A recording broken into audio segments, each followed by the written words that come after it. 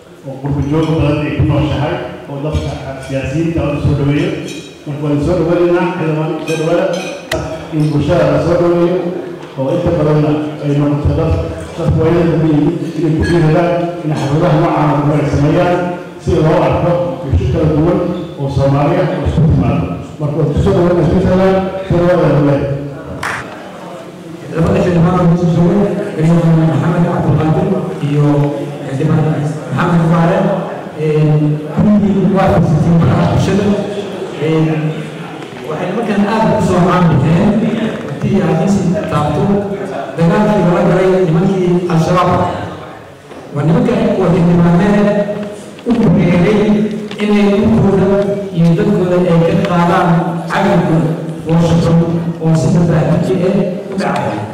ayagoo xildhibaanada waa nimankii boodka qaatay waa nimankii tuutaha qaatay waa nimankii qoryaha qaatay ee shacabkooda u horay marka caawo aad baa farxadeeda aniga xuseen ahaan lama soo koobi karo inay halkan nagu yimaadaan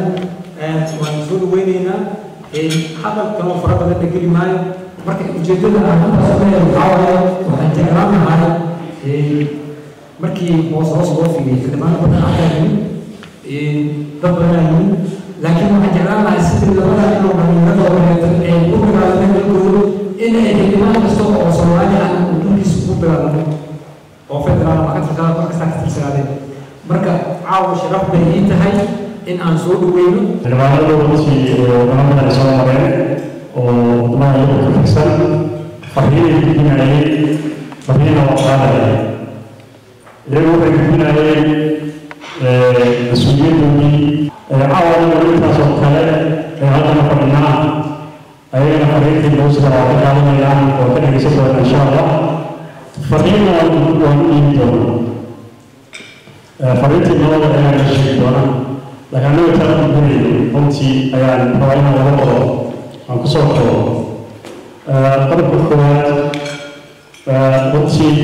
hawsha hadda socota ee ku saabsan isku haynta waddanka difaaca dalka bad iyo beriga oo dowladda runtii ay waayahan dambe waqti iyo juhdi badan ay gelisay ayna runtii si aad u qaban markalasay waxaan ku taageersanaa dowladda hawshaas ay qabatay oo waxaan leenahay waxaad qabatay hawshii ay jiilalka soo socda runtii ay hadin lahaayeen dowladduna waa ku raacsan tahay aad iyo aad ugu baahanayna farriinta kale waxay tahay dowladda runtii hawlo badan ay ka jirtaa oo kala duwan maalmahan dambe waxaa jira waxyaabo badan oo soo baxay oo runtii dowladdana guulaha faraha badan ay gaartay hadday tahay dhinaca la dirirka qawaariijta iyo xamlaqabaynta difaaca midnimada dalka Soomaaliyeed xoolaha runtii ay soo raqmaynayaan loo baahan yahay meel walba iyo tallaabada ay qaadayso dowladdu in wax badan laga fikaro runtii difaaca waxyaabaha hadda soo socdaadana la wareegista hantii dowladda runtii dowladda qalab badan ayaa soo howgashay in maaragtay arrintaas si aan sax ahayn meelaha qaarka loo isticmaalayo waxaan rabaa maaragtay aan kusoo gabagabeeyo hadalada qaabata qofta waddankii waa hagaagay oo barwaaqaysan yahay bardo waa soo saaraya marka ugu faqriga waa la tuuraya haddii laha yidhaahdo bardoka keliya wax soo saaraysa haddii laha yidhaahdo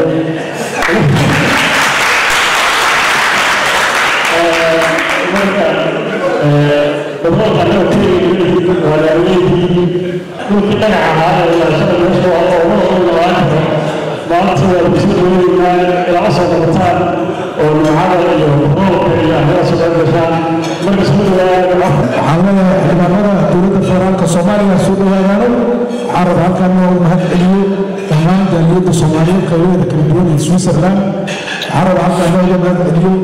guddiga qabanqaabada oo munaasabadan quruxda badan u soo qabanqaabiyey dhammaan jaaliyadda ku dhow waddanka Switzerland gaar ahaan jaaliyadda Zurich si khaas ah waxaan rabaa walaalkii cawnuur iyo guure iyo akhyaarta munaasabadan quruxda badan ee soo qabanqaabisay inaan si khaas ah ugu mahad celiyo intaas kadib waxaan rabaa walaalkii xildhibaan maxamed buraale iyo xildhibaan dariiqaan maxamed cabdiqaadir inaan si kala iyo laaba aan halkaan diyaar ugu nahay dhammaan jaaliyadda Switzerland inaan ku soo dhoweyno xildhibaanadaas qiimaha badan waxaan ku xasuustaa labadan xildhibaan oo dhalinyarada oo ku sugan caawa magaalada Zurich inay xildhibaano ka tilmaaman ama ka muuqdo xildhibaanada jamhuuriyadda federaalka Soomaaliya inay yihiin waa xildhibaano aan ku xasuusano hilkanka dheer ee dowladda federaalka iyo jamcuusleyda Soomaaliya halkii oo ka bilowday xildhibaanadii hogaaminaya weeyaan waxay uga duwan marka xildhibaanada federaalka Soomaaliya xildhibaano ka dhiibiyeen cadaawaddii ay al-shabaab ay ku haayeen deegaanadooda iyo dadkooda iyo baadda inay ayagu ay horkacaan oo dhiigooda ay u huraan oo duurkaas iyo jiqdaas hiraan ay dhex seexdaan oo dad badan oo soomaaliyeed ay ku dhiibadaan arrintaas ay hurmud ku ahayn labadan xildhibaan iyo cali jeyti cismaan waxaa rabaa bulshada soomaaliyeed qof walbaba waxay tabcataa iyo miraheeda guranaysaa xildhibaanadaas waxaan leeyahay mar kale kusoo dhawaada waddankan Switzerland qiimo gooni ayaa loo leeyihiin waxaan aad ugu faraxsanahay waxaan aad ugu faraxsanahay inaan ka soo qayb galo xafladan lagu soo dhaweynayo xildhibaanada ka tirsan baarlamaanka federaalka ah ee booqashada noogu yimid dalka Switzerland annaga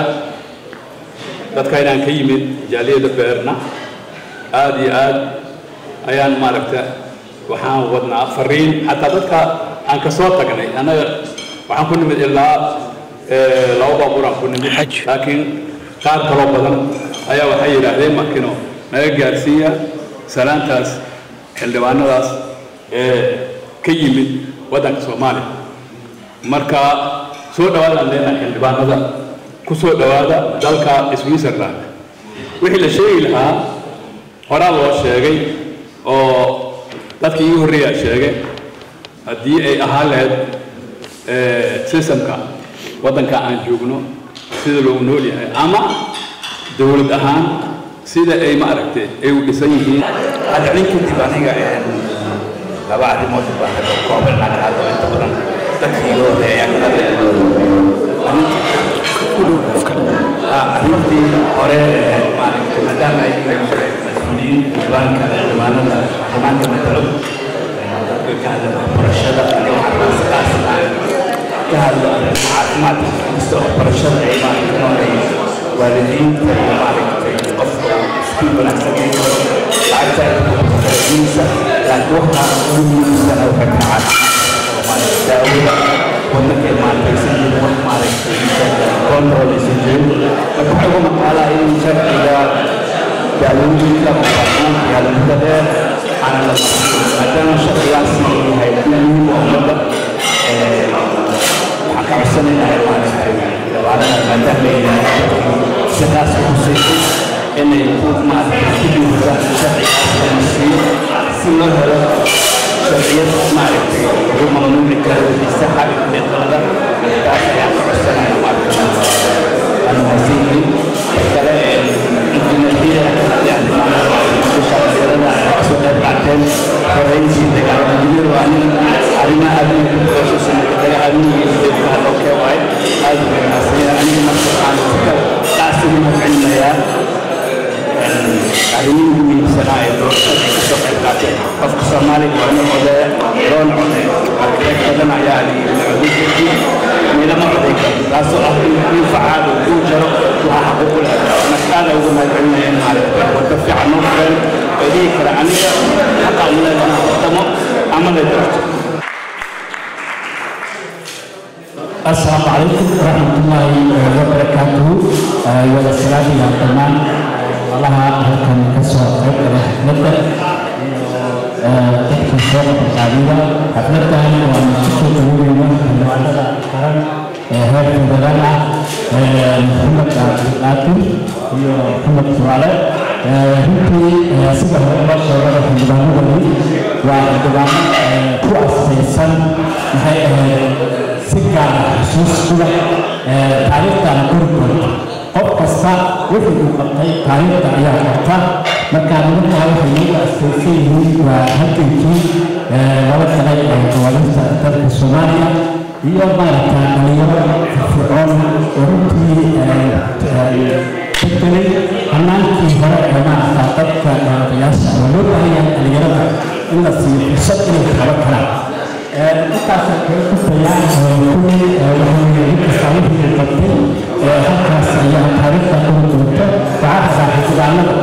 إنه كيف إذا يصدع حتى الصعوبات كبر يعني دول يعني صوت ثالث كبير مش طرف waxaa kale halkan waa Switzerland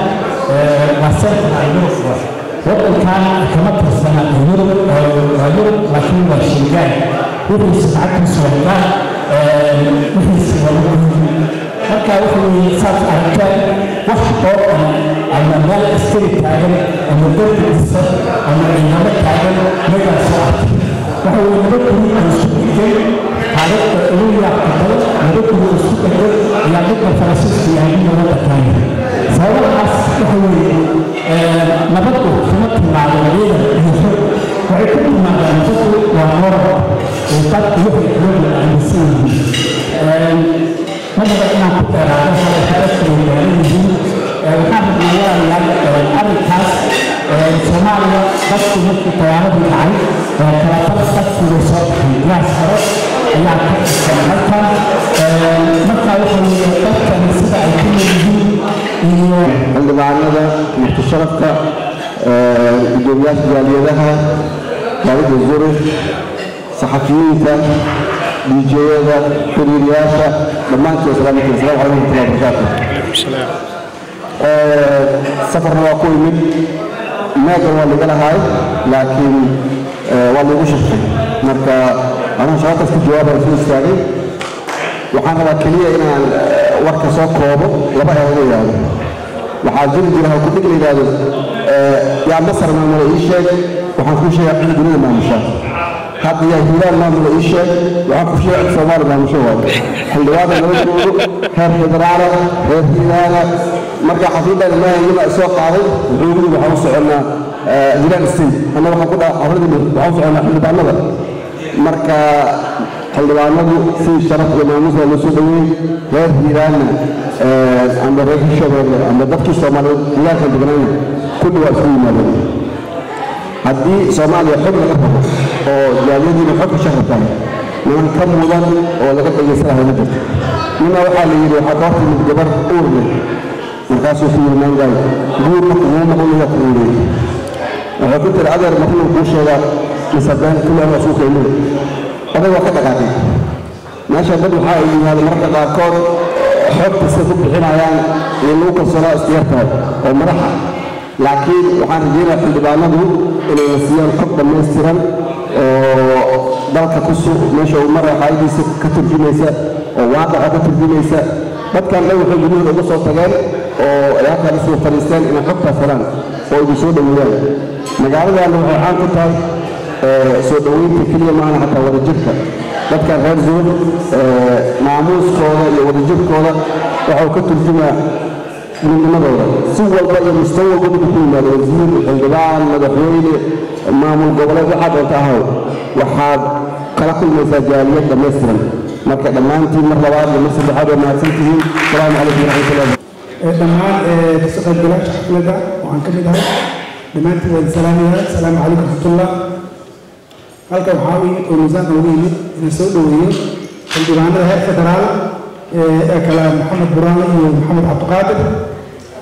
si khaas waxaan rabaa anoo gobolkii u matalayo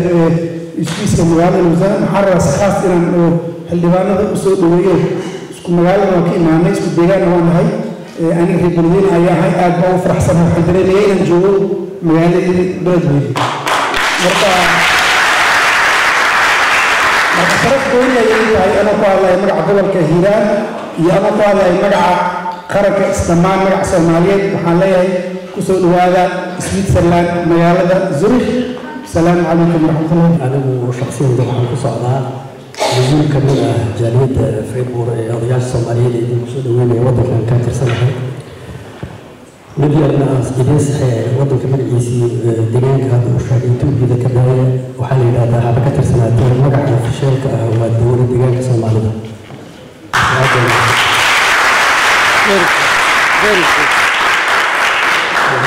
عندما نبغى أسبرنا الناس تحصل إن شاء الله وتظهرنا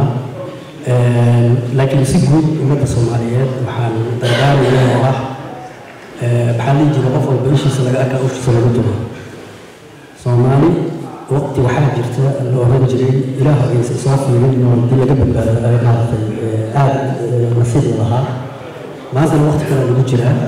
لكن وقت كان صومالي نزولك أنت قبل degmo maamul waxyaalahaasa la kala yahay waxyaalo waaweyn oo qarannimada iyo sharafta iyo sumcadda ummadda soomaaliyeed lagu luminayaa marka soomaalida dib hoos ugu noqoto danteeda laha garato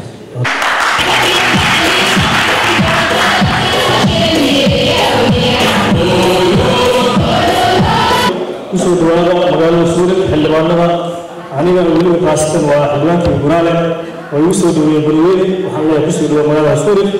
dhammaan jaaliyadda Switzerland qaasatan Suurad soo dhaweynta quruxda badan aan isla soo dhaweynay xildhibaanada waa ku wanaagsan tihiin qabanqaabiyaha mataqaanaa noo qaabilsan cawil runtii waxaan leeyahay xafladan quruxda badan la soo agaasimay iyo inta guddiga qabanqaabada dhammaan waxaan leeyahay hambalyo dhammaantood isku hambalyeynayna waxaan ku soo dhaweynayaa xildhibaanka iyo Guraale kusoo dhaweey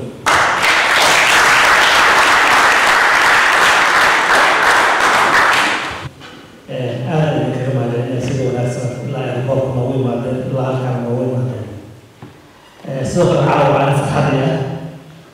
safkan oo waxaa fadhiyo rag isku yahay isku magaalo ka sameeyay isku yahay qaarkood isku fasalay soo saddex sare asal aad aan u faraxsan marka caawa aan fadhiyo dadkii xoogga oo soo baxay ku jira dadka wax isla baranayaan aad u shaqeeyay dadka Soomaaliland الحمد لله waxaan ka imaanay Soomaaliya waa dadkii Soomaaliya xaaladda ay marayso inay ka duwantahay sidii horeeto anagu waxaan ahaan niman dhalinyaro oo ku soo biiray baarlamaanka Soomaaliya dadkooda ugu horeysay anagu waxaan ahay local magaalada Beledweyne ku barbaarnay waxbarashadii ilaa heer jaamacadeed ku dhamay ما هي عصته وعندنا عصته وجود عندنا ضغط كبير سكرات الماء سياسيين هرب حوالي هستنا ما لكن وعندنا يبقى وكاس مجال مدام يدور شد يدور شد هي طبعا المدير كده يدور شد هو تفتح تصرف وزي أبوه يسمى راس تعصر الحمد لله ما كان راس تعصر حتى من الحمد سيطرة على كذا على جوال كأكمل المنتج nimankii arxawaayaasha ayaa waxay baabiyeen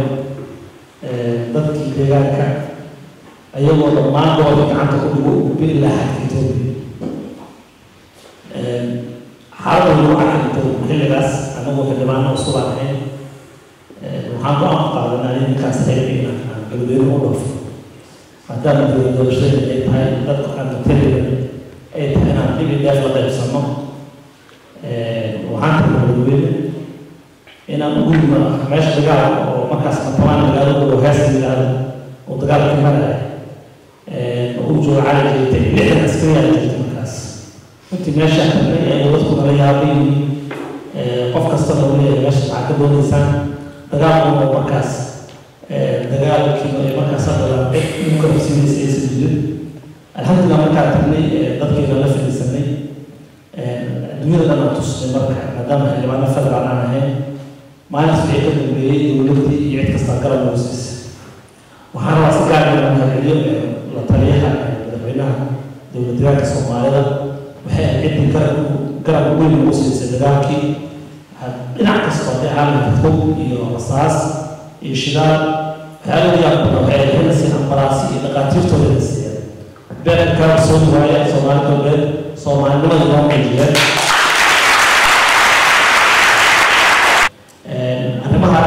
waxaan u dhaafi doonaa saaxiibkay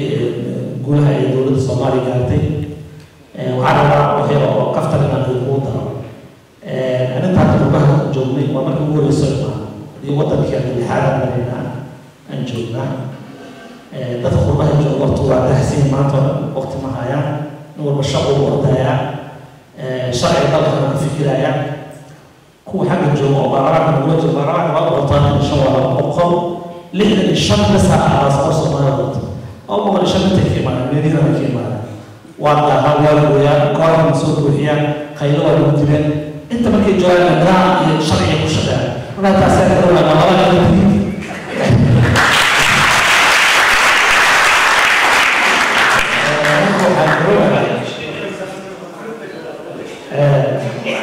وحاجة qurbajoog badan waxa jooga qurbajoog waa 65 badi waxa waaye qurbajoog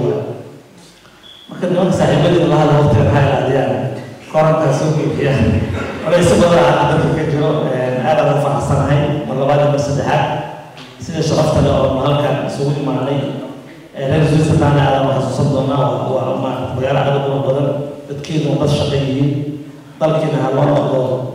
dalkii isbedel badan ka socda insha Allah lama qabto salaamu calaykum warahmatullahi wabarakatuh walaalaha jaalida Switzerland marka kuwaad maalinta waxaan qabaa walaalkay markii saaxiibkay Xilaan Maxamed Cabdullaahi runtii abaal kaga haynaa sidaad noo soo dhaweysay waqtigii cariiri ah dalkan oo ka duwan dalalka aan soo marnay waqtiga oo aad iyo aad culays ku ah inaad noo soo hurtaan saacado fara badan inaad na soo dhaweysaan na sharaftaan na dhegaysataan aad iyo aad ugu mahadcelinayna waxayna tusinaysaa soomaalinimada waxayna tusinaysaa dadka halkan jooga inay yihiin muwaadiniin jecel mas-uuliyiintooda iyo dalkooda haddii qof mas-uul ah xilkooda ahaaye loo soo dhaweeyey si wadatinimo ah qofka maa waa laga soo dhaweeyey laakiin waa xilka uu dalku u hayo haddii aniga maxamed cabdulqaadir oo caadi ah imaanaha soo dhaweynta ma aan ahayn laakiin waxa lagu tixgelinaya waa soomaalinimada iyo inaan maanta mas-uul ah taas oo tan lagu tixgelinay walaalayaal waxaa rabay maadaama waqtiga cariirigu yahay inaan kala faa'iidaysano waxaa halkan aad safar dheer u soo gashay inaad xooga heshaan intiina badan xogaha waa haysataan oo amnigeeda dalkii ka tihiin laakiin anigu inta xoogwaannimada maadaama aan ku dhex jirno saaxadii hoose wax badan oo miyiha caalamwar iyo aad ka maqli laheenaha waxaan racaawa inaan idin iftiimay mas-uuliyad aan naga saaran inaad ogaataan xaaladda rasmiga dalkiina ku jiro inaad ogaataan halka loo socday halka maanta ku dalka ku joogana inaan idin sheegno wajiga igu tahay wax micno ah ma laha inay siyaasiyiintu dadka ay matalaan ka qareen xaaladda rasmiga ah oo tahay haddii laga qaran waxay noqonaysaa muwaadinka inay beri ku dhacdo xusuus ogeyn filinina weli inay ku dhacdo isagoo laga yaabo inuu ka baraandegi lahaa walaalayaal xaalada guud ee dalka soo qabanaya siduu walaalkii uu sheegay dowladihii soo maray dowladda meel ayay keentay dalkaas Soomaaliya oo muhiimadaas leh oo meeshaas ku yaala juqraafi ahaan waxa uu leeyahay aad iyo aad u tiro ayuu waxa sabab u yahay waa meesha ku yaala ayaa muhiimad gooni ah haddii ahaan dowlad haddii ahaan waxa uu dowladda qolada haddii ahaan cimilada u hayso wuxuu ku kasbaday juqraafi ahaan acdaafada dad ahaan Soomaalida maadaama ay yihiin dad firfircoon meel walba ay tagaan ay ka dhex muuqanayaan iyagoo dad ahaantooda waxay ku kasbadeen acdaafada labadaas adig oo markay deegaan u yahay in dadku u yahay ayaa badankooda dalkan culays fara badan uu ku kasbaday cadowgaas marxal ay soo maray maraaxiish xaquu dalkan toban dhowr sano la dhacayo waa marxalada argixisada waxaan qodobkaas inaan daqiiqadayda aan ku istaago argixisadu in badan oo dadkeeda ka mid ah waxay ku haystaan dad gadowday cadaaladaro u gadowday oo jaqafkale qaarkiina way u haystaan inay diin ku dagaalamayaan diintaas ku dagaalamayaan iyo maaragtay iyo rabaan in xukun islaamiga dalka ku soo rogaan wax macquul qaarkiin inay u haystaan in dad xukun ay rabo oo rabo inay madaxtooyada fiirsaan oo dadka xukumaan inay yihiin laakiin intiina badan waxay aaminsan inay ka dhanacsan tahay waxa dhabta ay yihiin walaalayaal argixisadaas waa cadow ilaahay ugu imtixaano toban iyo dhowr sano oo aan soo marnay sababtaas waxay ahayd inay cadow yihiin ku tusin kuwa ragga argixisada hogaaminaya ama al-shabaab magacaas ku haysa Soomaaliya kuwa u hadla oo idaacada u hadla ayaa Soomaali ah laakiin xukunka kuwa hadlay ma aha Soomaali waa ajaanib dambiye ka kale dalalka ay u dhasheen gabdhaha ka dhiganaya dalkaas labo waxay dhigaan qof walba oo wax garanayo bilowga soo bixistooda waxay bilowga soo bixistooda ay bilaabeen inay laayaan qof walba oo sargaal ah oo dowladihii hore fursado waxbarashada ka helay iyo khibrad aqoon leh tayada ayay ku waxay ku bilaabeen dartigiisa waxay ku xijiyeen aqoon-yahanadii hal lagu dilin laba lagu dilin jamac ay koox lagu dilin waxay kaloo ku xijiyeen inay dileen ama ilaayeen qof walba oo qaatira wax soo baratay oo ummadda Soomaaliyeed afkay waxay ogtay inay ka dhacay tirshan oo arday jaamacad oo xaflad digadiisa oo ka soo qaybiyay dhaqaatiirnimada iyagii macallimiintooda professorada inay hal maalin dileen waxay ku dileen ilaa hadda aan la ogin waxay ogtay wixii soo baxay 14 Oktoobar oo ay maalin ay laayeen duwal lagu qoro oo uma Soomaaliyeed gurigiisu socday gurigiiskii mis shaqada ku baxay mis shaqada u socdo ee hal maalin meesha jooga waxay ogtay inay masaajidada dhexdooda dadku ku dileen culamadii Soomaaliya caanka ah oo diinta soo gaarsiisa miday dibaan miday xiraan iyo miday musaafiriin ay ka dhigeen ujeedada waxaas u dalahayo waxay in Soomaalida laga dilo qof walba wax fahmi inuu meel soo istaago dhihi waxa qalad waxa wasa taa ay warsadeen taa ay mabashay ujeedada fikirka ka dambeeyay waxay in loo wada Soomaalida dhihi waxa wasa waxa qalad maanta waa sabti maanta waa axad oo dadka ay soo helaan nin maskaxda ka haysta iyo geysay iyo qof wax ka garan wax garad dil laga dabasho haddii xukun wadaan dadka ay samaynayaan haddii diin wadaan culamada masaajidda ku walaalayahay haddii wax jeclada ku hayso kumanaan waxaa loo may samaynayaan